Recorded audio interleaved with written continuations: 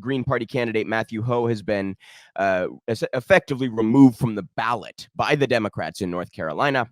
He tweets out here, watch the moment from the meeting where Chairman Sir Costa, a Democrat, refuses to answer North Carolina Green Party lawyer Oliver Hall's question if there's any reason not to certify the North Carolina's 15,953 Green Party, that is, verified signatures to put Hoh on the ballot, then shouts down our lawyer and mutes him. And I have this clip for you guys. Give me just 1 second. If you have not seen this, it is really quite remarkable.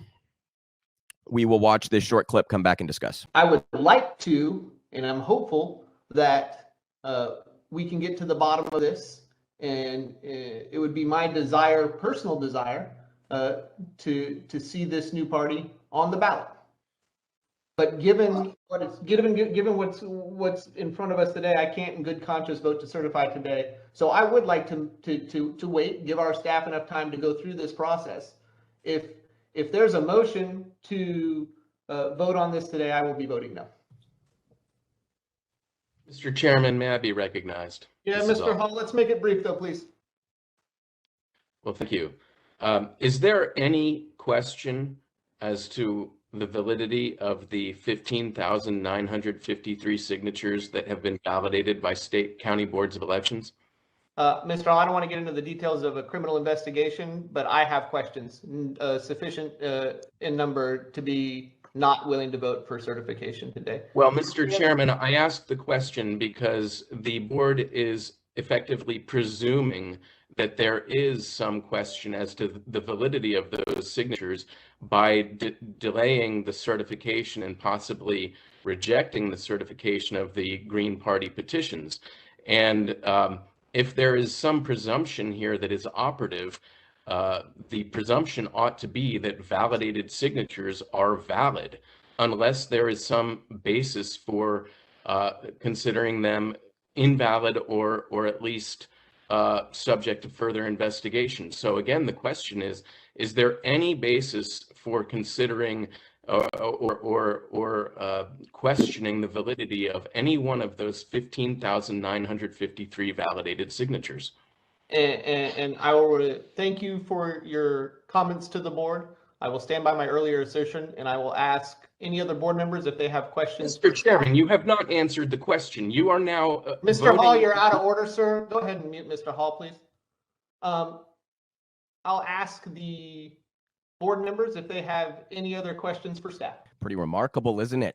How bold they are. I think one little benefit of these meetings now being virtual is that we can simply record them and post them on social media, right? How often would you have seen that 20 years ago? But really remarkable how bold they are in their restriction of third-party ballot access. This, the party, by the way, that righteously, in many cases, condemns Republicans for what? For restricting access to votes or to the ability to vote. Now they turn around and they tell the Green Party, you don't get to be on the ballot. So again, both in principle and in strategy, I think this is remarkably stupid. Of course, on the surface, you understand like why a purely greedy party would do this. They don't want their votes cut into. But listen, how many listen, you guys, at this point, how many people that are voting green are still remotely sympathetic to the Democratic Party, especially now that they've watched them do nothing but try to raise money on the Dobbs decision? How many people are still actually sympathetic enough with this fucking party to say, oh, you kicked Matthew Hoh off the ballot, I'll vote for the Democrat?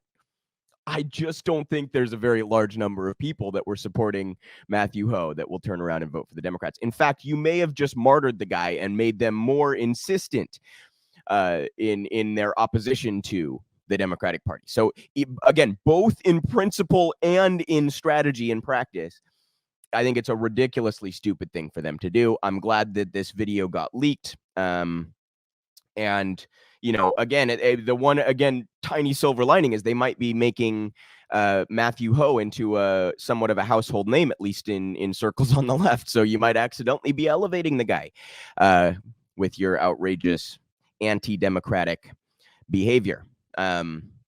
But again, it's not surprising because I follow politics closely enough to know this, and I'm sure most of my audience does too. Where it's like you're not shocked by this behavior anymore at all because they've done this a few elections in a row now, at least against the Green Party in various states, and they've gutted ranked choice voting in Maine and New York and I think elsewhere too. So you're not like surprised that the Democrats would do this because best predictor of the future is past.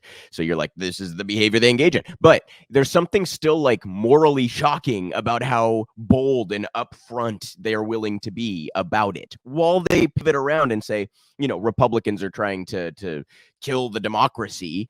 Our democracy's at stake, which is why we're kicking candidates off the fucking ballot. It's just, I guess it's not so much that I'm shocked by their behavior. I guess I'm shocked that we live in a society where that behavior is remotely acceptable, or at least like doesn't ruffle very many feathers. You know what I mean?